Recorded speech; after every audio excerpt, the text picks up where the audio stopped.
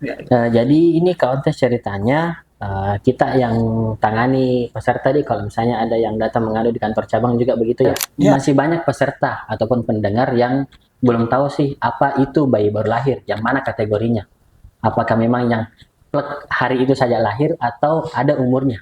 Ini bayi baru lahir, kapan harus didaftarkan? Kalau dulu kan mungkin kita ada kebijakan didaftarkan sebelum lahir. Benar, betul. Apa bedanya dengan yang sekarang? Ya.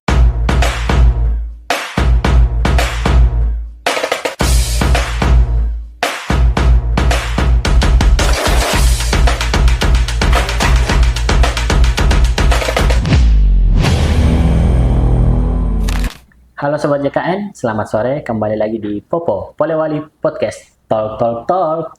Perkenalkan, saya Muhammad Irham Imran. Hari ini kita akan membahas apa sih itu bayi baru lahir. Untuk tamu kita hari ini ataupun narasumber kita, itu ada Bro Ontes. Nah, terima kasih Bang Irham. Bagaimana hari ini? Sehat? Luar biasa. Alhamdulillah. Dinda bagaimana kabarnya? Alhamdulillah, sehat juga Kanda. Ya, aman Dinda. Kalau Langsung saja Kanda di siap. bagaimana mungkin kita awali dulu dari mungkin diceritakan dulu dari posisi tak ini bagaimana keseharian tak selama di posisi tak yang baru sekarang. Karena kan kayaknya baru di posisi ini toh. Oke. Iya. Siap Dinda. Terima kasih banyak Dinda. Iya. Sebagai staf EPP. Ya. Dinda pasti tidak tahu itu apa itu EPP. Sama-sama Dinda tidak tahu. Tahu deh, cuman mungkin pendengar tidak tahu toh. Bisa disampaikan dulu coba. Jadi staf EPP itu adalah staf edukasi dan penanganan pengaduan kantor cabang. Begitu. Ya. Jadi sehari-hari saya itu menangani pengaduan.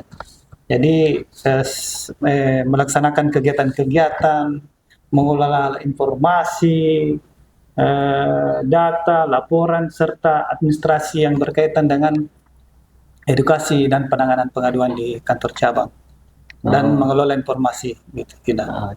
Serta pemutaran data serta koordinasi dengan unit yang lain terkait dengan pengaduan.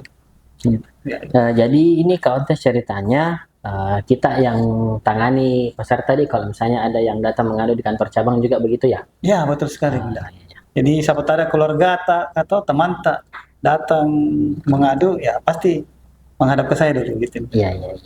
Jadi ini kalau peserta datang itu tidak langsung ke FL atau langsung ke ruangan tak atau ya? Biasanya ke FL dulu. Nanti di FFL kalau sudah tidak bisa ditangani baru ke ruangan UP3 begitu. Oh, UP3. Ya.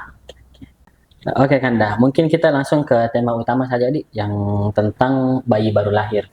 Mungkin masih banyak peserta ataupun pendengar yang belum tahu sih apa itu bayi baru lahir, yang mana kategorinya. Apakah memang yang plek hari itu saja lahir atau ada umurnya? Mungkin bisa dijelaskan dulu dengan ya. Jadi begini Dinda. Jadi terkait dengan bayi itu kan ada namanya bayi baru lahir. Ya. Itu bayi yang umurnya 0 sampai dengan 28 hari. Nah, sedangkan bayi adalah anak umur 0 sampai dengan 11 bulan. Begitu. Nah. Ya. Kemudian, ini bayi baru lahir, kapan harus didaftarkan? Kalau dulu kan mungkin kita ada kebijakan didaftarkan sebelum lahir. Benar, betul. Apa bedanya dengan yang sekarang? Ya, siap. Jadi untuk bayi baru lahir, dia didaftarkan itu pada saat dia lahir. Begitu Dinda. Jadi nanti keluarganya bisa mendaftarkan bayi tersebut. Kalau sudah lahir? Ya, kalau sudah lahir. Jadi kalau yang belum lahir ini tidak bisa didaftarkan ya? Ya. Nanti setelah lahir baru didaftarkan. Dulu kan masih daftarkan dalam perut dulu. Ya. Sekarang dia sudah lahir baru setelah lahir baru bisa daftarkan lagi di. Oke. Mungkin juga Kanda lewat mana saja ini nanti bayi baru lahirnya bisa didaftarkan. Mungkin bisa disampaikan lewat mana saja kanal-kanalnya. Oh iya. Siap lagi. Ya, jadi untuk pendaftaran bayi baru lahir itu keluarganya bisa mendaftarkan di puskesmas boleh, di rumah sakit boleh, di BPJS keliling boleh, di kantor BPJS Kesehatan juga boleh juga. Boleh, berarti banyak Ji memang kanalnya Ji. Oke. Kan tadi sudah ditahu kanal-kanalnya. Mungkin selanjutnya berkas-berkas ataupun ketentuan apa nanti yang dibawa sama keluarganya ini bayi baru lahir. Apakah memang sudah harus terdaftar NIK-nya atau tidak? Oh, Ya. iya. Jadi untuk persyaratannya yang keluarganya harus bawa itu, kalau dia belum punya NIK itu cukup bawa saja kakaknya sama dengan surat keterangan lahir. Itu untuk di bawah 3 bulan. 3 bulan. Jadi kalau dia sudah punya NIK, bisa didaftarkan itu langsung sesuai dengan kakak yang didaftarkan, atau membawa saja kakak dan akte kelahiran. Oh ya, gitu. Jadi untuk bayi baru lahir, kalau misalnya mau didaftarkan, itu dia nanti ikut sama kepesertaan ibunya. Iya, betul sekali. Kalau ibunya dia PBI, otomatis bayinya juga PBI. Ya. Kalau ibunya mandiri, bayinya apa? Ya harus ikut mandiri. Harus ikut mandiri. Tidak mungkin Dinda, dia mau ikut bapaknya. Oh, nggak bisa ya begitu. Kalau misalnya bapaknya PBI, kemudian ibunya mandiri, nggak bisa ikut ke bapaknya, nggak bisa, harus ikut ke ibunya ya. Dan harus kartunya aktif. Harus aktif kartunya di. Kalau misalnya nggak aktif, nggak bisa jadi daftarkan ya. Oke. Ini mungkin juga Kanda. Bagaimana dampaknya kalau misalnya bayinya ini tidak didaftarkan lebih dari 28 hari ataupun 3 bulan? Apa yang terjadi kepada si bayinya? Apakah tidak bisa didaftarkan atau masih bisa juga didaftarkan? Ya, oke. Jadi begini, ini saya jelaskan dulu ya. Jadi bayi yang baru lahir dari peserta jaminan kesehatan wajib didaftarkan ke BPJS Kesehatan itu paling lama 28 hari sejak dia lahir. Iya. Kalau lebih dari 28 hari masih bisa didaftarkan atau tidak? Masih bisa. Masih bisa. Ya. Mungkin ada catatannya, kan mungkin tidak semua kondisi bisa didaftarkan. Bisa dijelaskan lebih lanjut. Jadi kalau seumpamanya si bayi, si Dede lah. Ya, si Dede. Bahasa gaulnya si Dede. Si Dede. Dia sakit. Terus dia belum cukup 3 bulan. Ya. Itu bisa didaftarkan pakai dengan nomor kakaknya. Ya. Begitu. Artinya didaftarkan sebagai bayi nyonya lah, istilahnya. Betul sekali. Karena belum ada NIK-nya. Itu nanti berarti kalau dia sudah 3 bulan, sudah ada NIK-nya, itu bisa diupdate datanya sesuai dengan data di NIK-nya. Iya, betul. Iya. Baik Kanda, mungkin yang terakhir yang saya tanyakan, pada saat pendaftaran bayi baru lahir ini, mungkin di Jabatan yang sekarang, apa sih kendala-kendalanya yang dialami oleh peserta maupun dari Kandanya sendiri pada saat didaftarkan bayi baru lahirnya?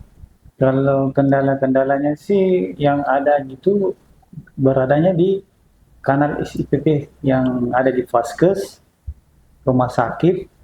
Nah, itu dia terkendala dengan bayi status cucu. Status cucu, ya, dia tidak bisa didaftarkan. Tidak bisa didaftarkan, itu didaftarkan manual. Jadi pesertanya itu dapat datang ke kantor cabang dan bisa juga melalui BPJS keliling di setiap desa-desa dan BPJS online. Nah, begitu Dinda. Pada saat kita mungkin berkunjung di desa, melakukan BPJS keliling sama BPJS online, itu bayinya bisa didaftarkan meskipun dia statusnya cucu, dan sudah masuk dalam KK. Iya, betul. Jadi pokoknya ini bayi baru lahir, kalau mau didaftarkan dia harus ada miliknya dan ada dalam KK. Iya, betul sekali. Seperti itu. Kalau tidak ada kakaknya, bisa didaftarkan tapi mentok di 3 bulan. 3 bulan. Ya. Oke. 3 bulan. Mungkin sekian podcast kita pada hari ini. Mungkin sebelum saya tutup ada tambahan mungkin dari Kanda. Closing statement mungkin sedikit. Begini, terima kasih Indah. Jadi saya ingin menyampaikan kepada Sobat JKN bahwa pendaftaran bayi itu sangat penting. Jadi daftar ki bayi tak jangan sampai lewat dari 28 hari dari sejak dia lahir. Kenapa saya bilang begitu? Karena peserta yang tidak dapat mendaftarkan dan membayar iuran BPJS Kesehatan paling lama 28 hari, sejak dia lahir itu dikenakan kewajiban membayar iuran sejak bayi dilahirkan, dan dikenakan sanksi sebagai sanksi atas keterlambatan pembayaran iuran. begitu Dinda. Jadi siapa tahu ada keluarga tak Dinda tak Ya. daftar ki tidak terlalu susah juga. Yang Bisa dia ke kanal-kanal SIPP pasti. Siapa tahu Dinda tidak tahu itu SIPP apa itu. Ya, mungkin bisa disampaikan ke Jadi, pendengar apa? Ya. Itu Jadi SIPP. SIPP itu adalah saluran informasi penanganan pengaduan. Itu bisa diakses melalui di mana saja? Puskesmas dan rumah sakit. Oh, jadi cuman ada di Klinik puskesmas Surabaya. sama rumah sakit ya? Ya, klinik rumah sakit atau bidan yang kerjasama dengan BPJS Kesehatan. BPJS Kesehatan. Oke. Gitu. Oke, Kanda. Mungkin kita sudah ada di sesi akhir ya.